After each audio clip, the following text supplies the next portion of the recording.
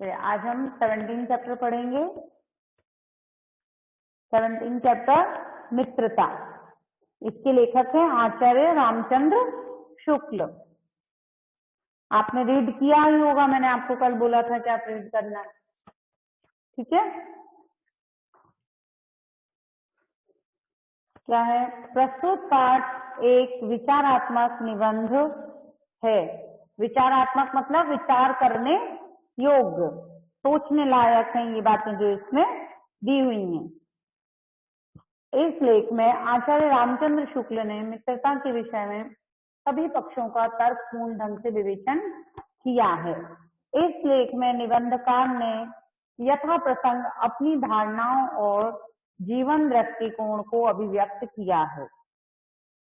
लेखक ने मित्रता के संदर्भ में ध्यान रखने योग्य बातों की ओर हमारा ध्यान आकर्षित किया है। कुसंग, कुसंग मतलब क्या होती है? बुरी संगत, बुरे लोगों का संग को ज्वर बताकर उससे दूर रहने का परामर्श भी दिया है। ठीक है, मतलब हमें बुरी संगति में नहीं रहना चाहिए, हमें हमेशा अच्छे लोगों की संगति ही करनी चाहिए। मतलब हमें ज्यादातर अच्छे लोगों का साथ करना चाहिए, ना कि बुरे लोगों का।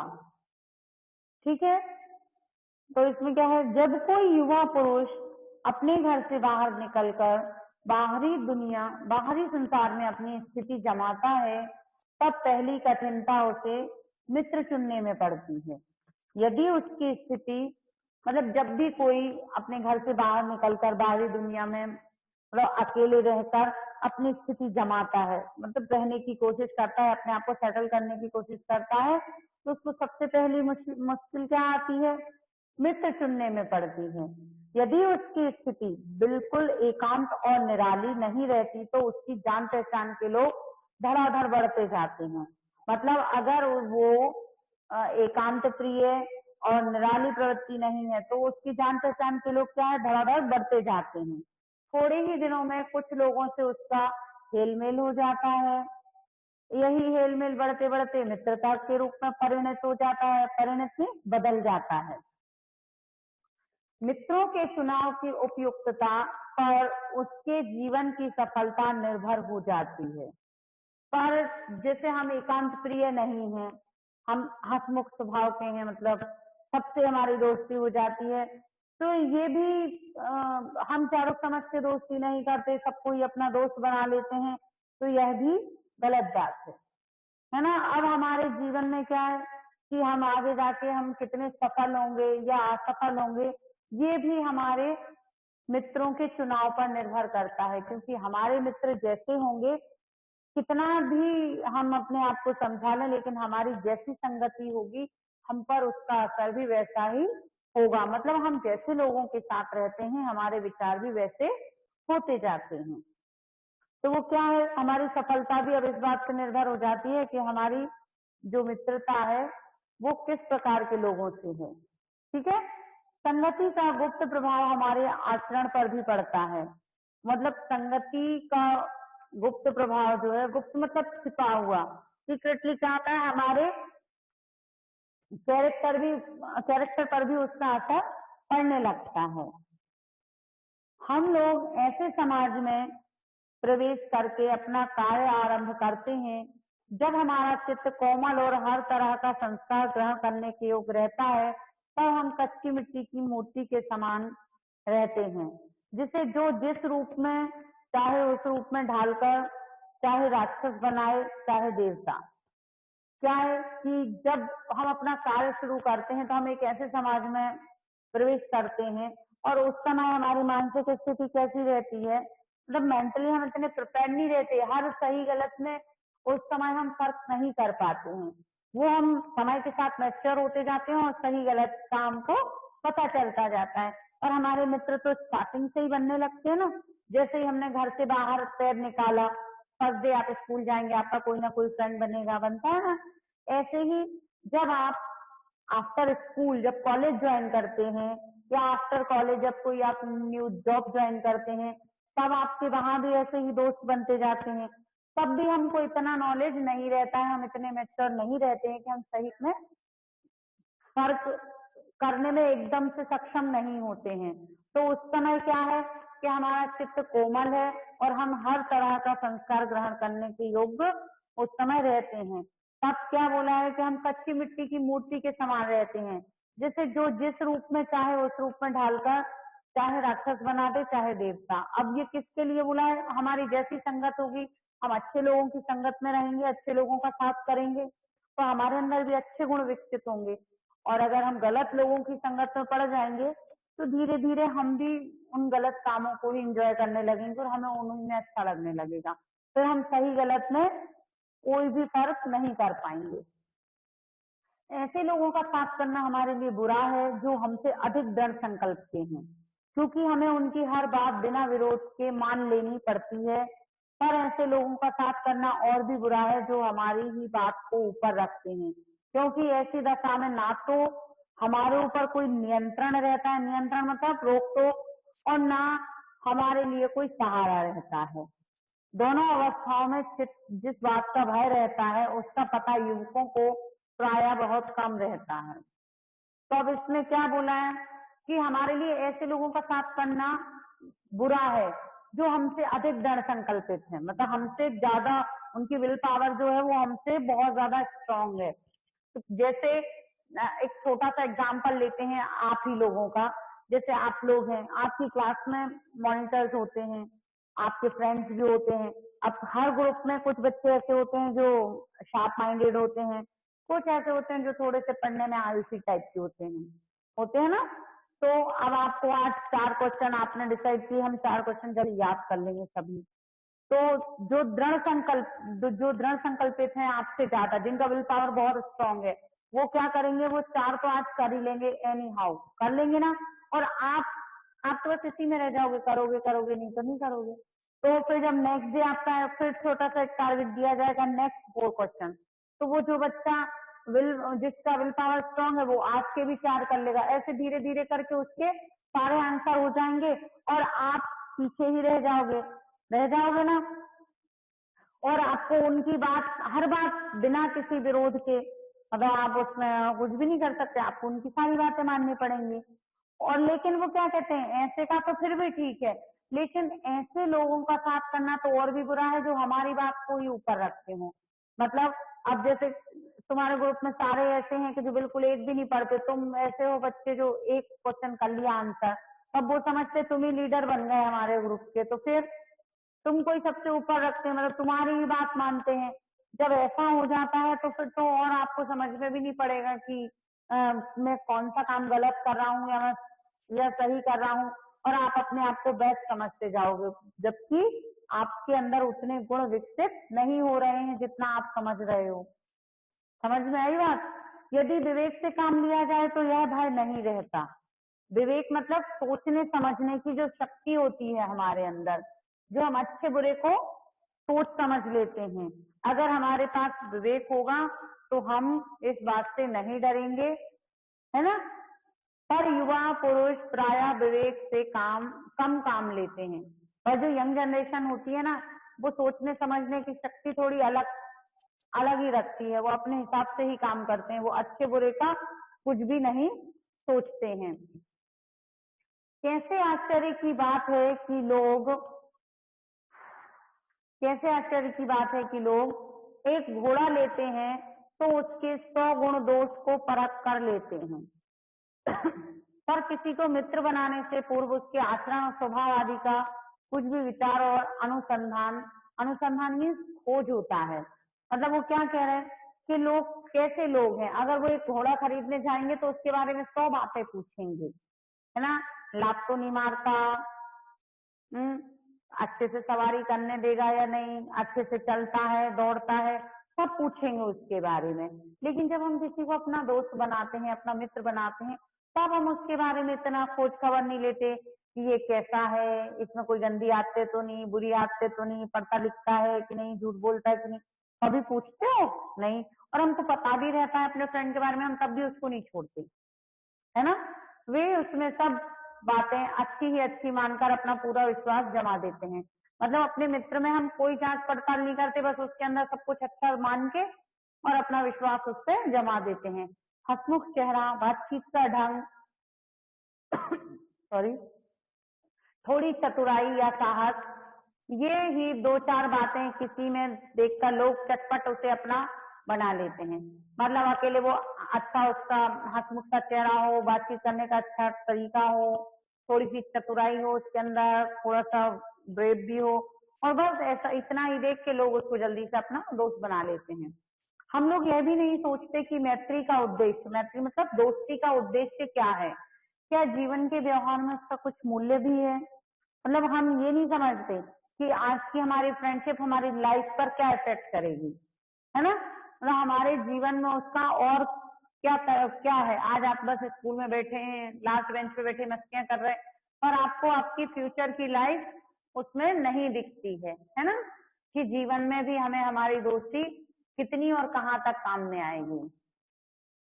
एक विद्वान का कथन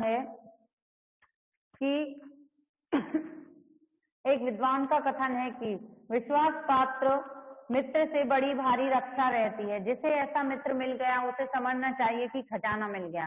मतलब अगर आपके पास कोई विश्वास पात्र मित्र है तो आप ये समझ के चलो कि आपके पास कोई बहुत बड़ा खजाना मिल गया है।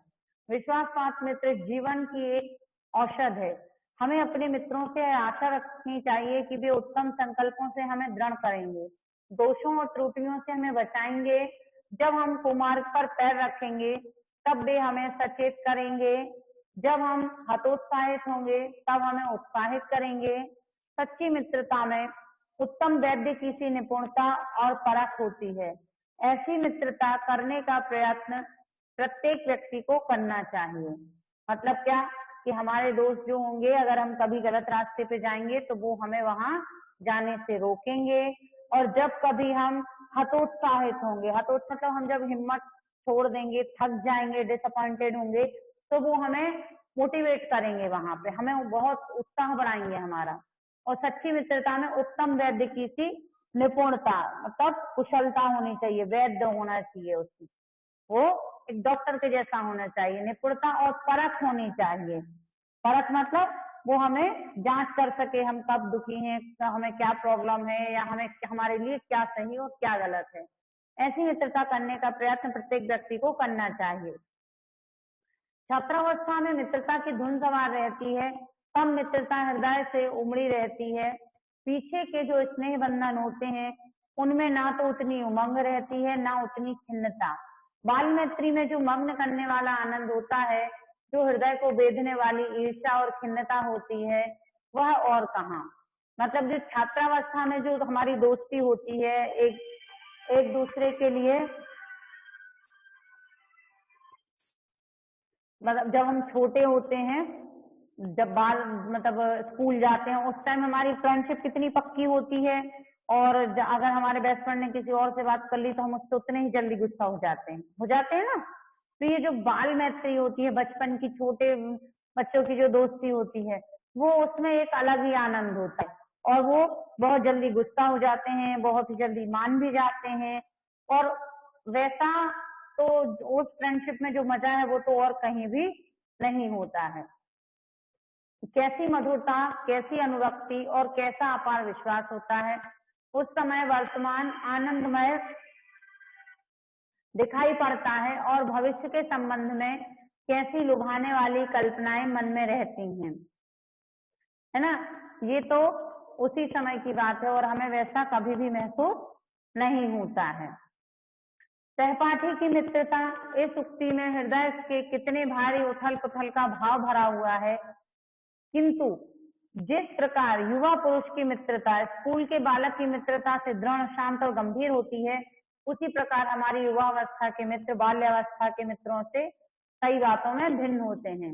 देखो, जो हमारी युवावस्था की मित्रता होती है उसमें क्या होता है, मित्र जो है दृढ़ होते हैं, शांत होते हैं, गंभीर होते हैं, और हमारे जो बचपन के दोस्त होते हैं उनसे वो कई बातों में अलग भी होते हैं। स्तर, प्रतिभा, मनभावनी चाल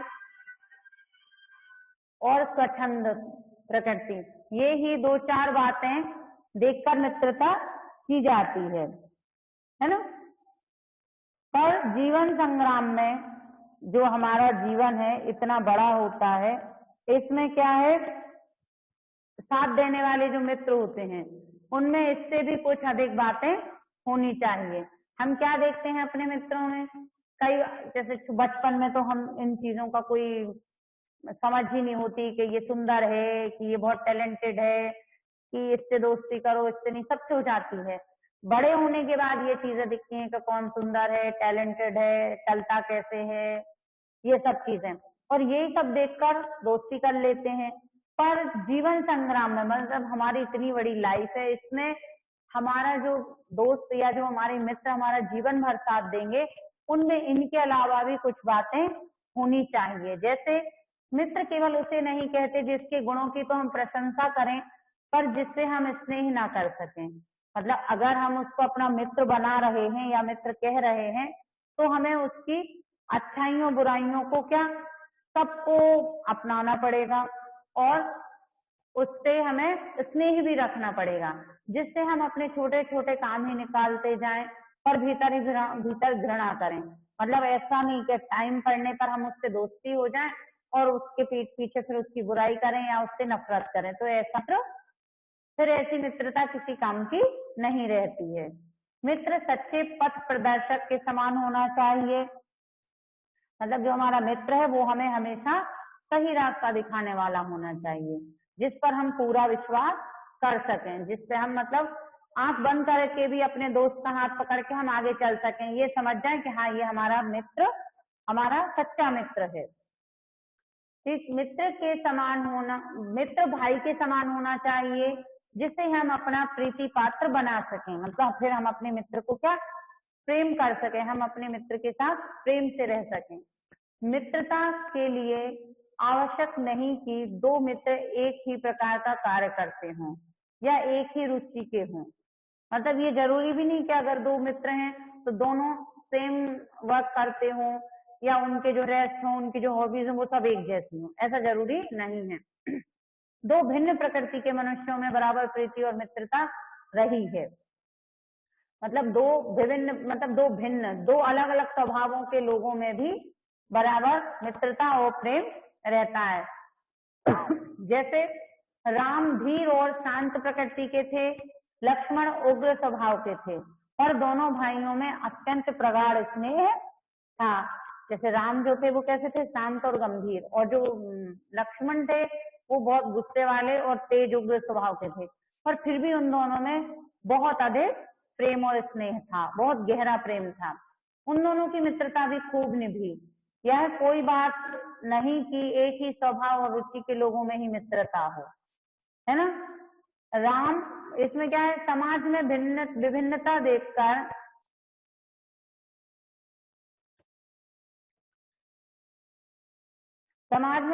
देखकर भी लोग एक दूसरे की ओर आकर्षित होते हैं। जो गुण हम में नहीं है, हम चाहते हैं कि कोई ऐसा मित्र मिले जिसमें वे गुण हों। उच्च आकांक्षा वाला चंद्रगुप्त युक्ति और उपाय के लिए चाणक्य का मुंह ताकता था। क्या है, उच्च आकांक्षा वाला चंद्रगुप्त युक्ति और उपाय के लिए चाणक्य का मुंह ताकता था।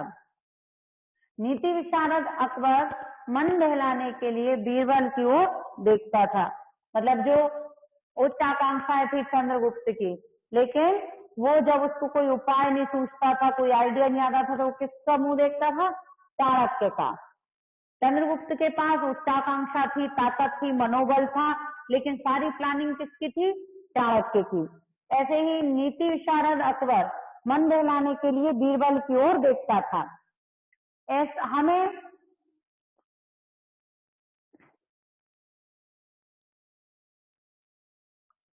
हमें ऐसे मित्रों की खोज में रहना चाहिए जिनमें हमसे अधिक आत्मबल हो। हमें उनका पल्ला उसी तरह पकड़ना चाहिए जिस तरह सुग्रीव ने राम का पल्ला पकड़ा। राम और सुग्रीव ने जो आपने वो देखा ना रामायण, उसमें बताया सुग्रीव ने क्या करा था, राम को अपना मित्र बना के और फिर राम पर ही पूरी तरह आश्रित हो गए थे। मित्र हो तो प्रतिष्ठित और शुद्ध हृदय हो, मृदुल और पुरुषार्थी हो, शिष्ट और सत्यनिष्ठ हो, मतलब प्रतिष्ठित हो, समाज में भी उसके मतलब उसकी आदतें अच्छी होंगी, उसका चरित्र अच्छा होगा तो उसकी प्रतिष्ठा भी होगी। और शुद्ध हृदय हो, मतलब उसके हृदय में किसी भी प्रकार का छल कपट ना हो। मृदुल हो मतलब कड़वा नहीं बोलता हो। पुरुषार्थी हो मतलब मेहनती हो, है ना। और शिष्ट, शिष्ट मतलब विनम्र हो। और सत्यनिष्ठ मतलब सत्य में निष्ठा रखता हो, जिससे हम अपने को उनके भरोसे पर छोड़ सकें और यह विश्वास कर सकें कि उनसे किसी प्रकार का धोखा ना होगा। मनुष्य का जीवन थोड़ा है, उसमें खोने के लिए समय नहीं है। हमें अपने चारों ओर जड़ मूर्तियां नहीं सजानी है। और क्या है, मनुष्य के पास जीवन जो है वो बहुत थोड़ा है, उसमें खोने के लिए समय नहीं है। हमें अपनी चारों ओर जड़ मूर्तियां नहीं सजानी है, मतलब निर्जीव बिना प्राणों की मूर्तियां नहीं चाहिए। आजकल जान पहचान बढ़ाना कोई बड़ी बात नहीं है। कोई भी युवा पुरुष ऐसे अनेक युवा पुरुषों को पा सकता है जो उसके साथ थिएटर देखने जाएंगे, नाच रंग में जाएंगे, सैर सपाटे में जाएंगे, भोजन का निमंत्रण स्वीकार करेंगे। निमंत्रण मतलब बुलावा, न्योता देना। यदि ऐसे जान पहचान के लोगों से कुछ हानि ना होगी तो लाभ भी ना होगा। मतलब ऐसे लोग तो हमको कहीं भी मिल जाएंगे, जो हमारे साथ मूवी देखने चले जाएंगे, नाचने गाने चले जाएंगे, घूमने फिरने चले जाएंगे, खाने पीने चले जाएंगे। और ऐसे लोगों से हमें अगर कोई फायदा नुकसान नहीं है तो कोई फायदा भी नहीं है, और यदि हानि होगी तो बड़ी भारी होगी। मतलब उनसे हमें यूं तो कोई नुकसान नहीं है और कोई फायदा भी नहीं है, लेकिन अगर उनसे हमें हानि होगी तो कैसी होगी, बहुत ही भारी हानि होगी। सोचो तो तुम्हारा जीवन कितना नष्ट होगा। ऐसे मनचले युवक दूसरों की मूर्खताओं की नकल किया करते हैं, दिन रात बनाव श्रृंगार में रहा करते हैं, महफलों में ओ हो वाह वाह किया करते हैं। मतलब कम नाम कुछ नहीं, बस घूमना फिरना, इधर उधर खाना पीना मस्ती करना, बस यही काम है। तो इसमें तो हम अपना कितना टाइम वेस्ट कर देंगे। गलियों में हंसी ठट्ठा मारते हैं और सिगरेट का धुआं उड़ाते हैं। ऐसे नवयुवकों का जीवन निस्तार है। निस्तार मतलब बिना मतलब का, इसका कोई स्थान नहीं है उनके जीवन का। और सोचनीय है, मतलब सोचना भी चाहिए कि हमें यह जो जीवन है एक बार ही मिला है और हम इसको यूं बर्बाद कर रहे हैं, इसका हम कुछ भी फायदा नहीं ले रहे हैं और इसका कुछ भी हम उपयोग नहीं कर रहे हैं।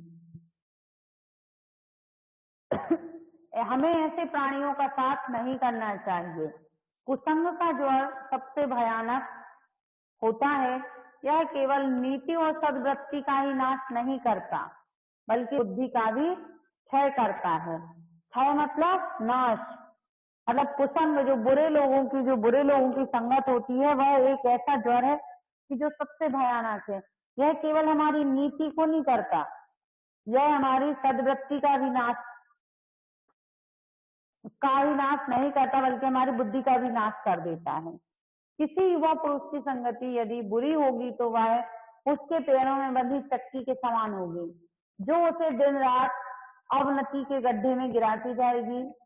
यदि अच्छी होगी तो सहारा देने वाली बाहू के समान होगी, जो उसे निरंतर उन्नति की ओर उठाती जाएगी। है ना। क्या है कि यदि किसी पुरुष की संगति बुरी होगी तो वह उसे उसके पैरों में बंधी चक्की के समान होगी।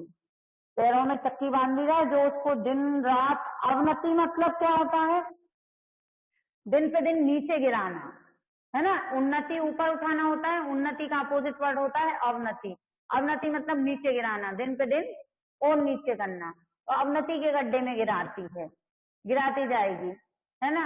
और यदि अच्छी होगी तो सहारा देने वाले बाहू के समान होगी, जो उसे निरंतर उन्नति की ओर उठाती जाएगी।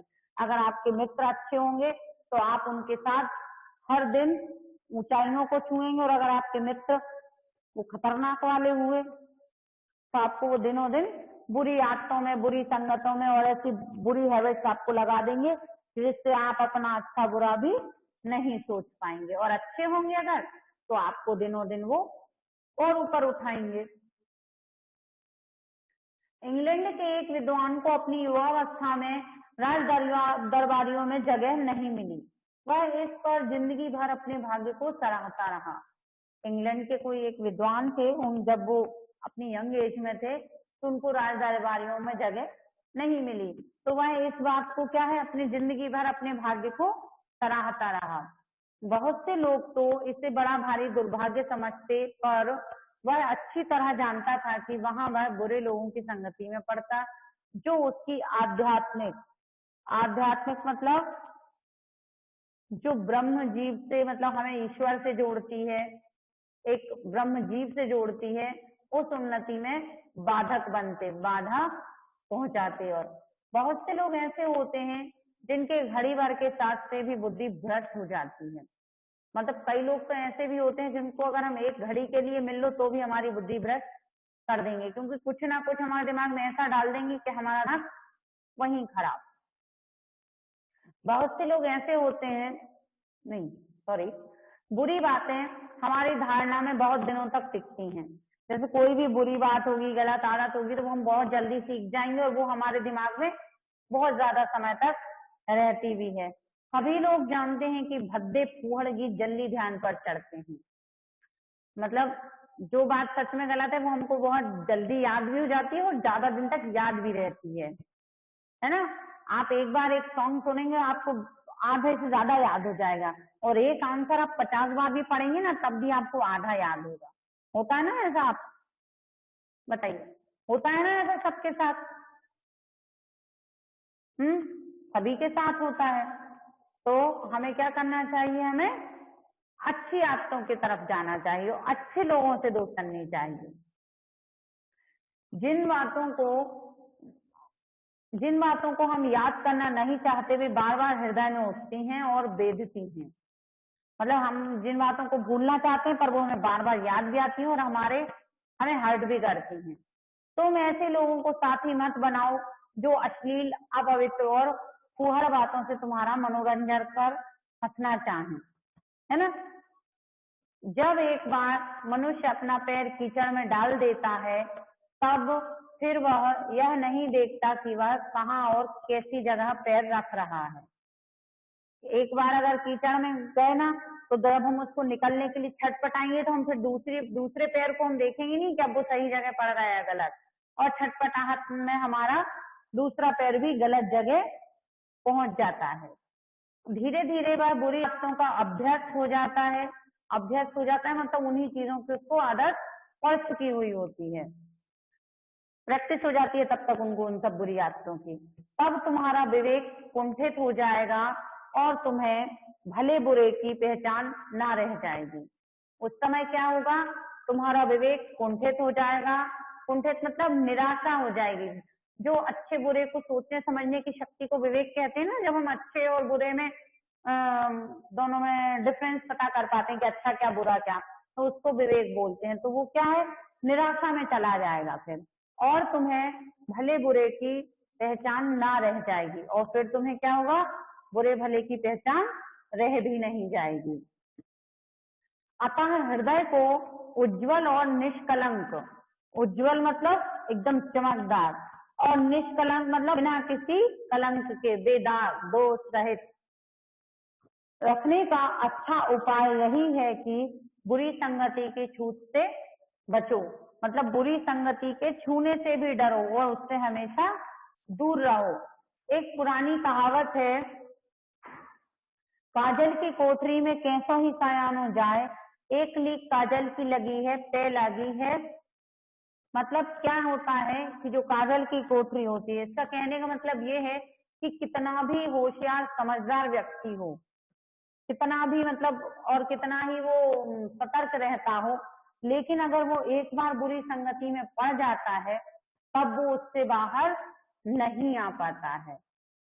और इंसान का स्वभाव भी वैसे भी हमेशा क्या होता है, वो नीचे की तरफ बहुत जल्दी जाता है। ऊंचा उठने में उस स्वभाव को बहुत समय लगता है, लेकिन नीचे वो बहुत जल्दी जाता है। तो वो क्या बोलते हैं कि काजल की कोठरी में कैसो ही सयानो जाए, एक लीक काजल की लागी है पे लागी है। तो जो काजल की कोठरी मतलब कोई कमरे में पूरे में काजल भरा हो और उसके अंदर हम कितने ही अवेयर होकर रहेंगे, कितने भी सतर्क होके एक बार जाएंगे और तुरंत बाहर आ जाएंगे, तब भी क्या होगा, हमें कहीं ना कहीं एक छोटा सा काजल का दाग तो लग ही जाएगा। तो इसके लिए क्यों कह रहे हैं कि अगर हमें एक छोटी सी भी मतलब हम किसी भी बुरे व्यक्ति की संगत में रहें, बुरी साथ में रहें किसी के भी, तो भी क्या होगा हमारे लिए कि हम किसी ना किसी गलत आदत का शिकार हो ही जाएंगे। इसलिए हमें हमेशा बुरी संगत से दूर रहना चाहिए। अब आप ये बताइए, हमदर्द कीजिए, आपको चैप्टर समझ में आया? Class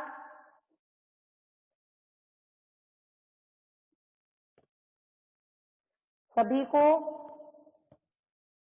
yes. अब कल हम इसी चैप्टर की बुक एक्टिविटी और क्वेश्चन आंसर एक्सप्लेन करेंगे, ठीक है? आप सब बच्चे कॉपी कंप्लीट रखना, ठीक है? कॉपी कंप्लीट कर लीजिए और ओन वर्ड्स में आप इसमें से जितने भी आंसर दे सकते हैं, आप एक बार उनको पढ़ के ट्राई करना कि आप दे सकते हैं या नहीं दे सकते, ठीक है?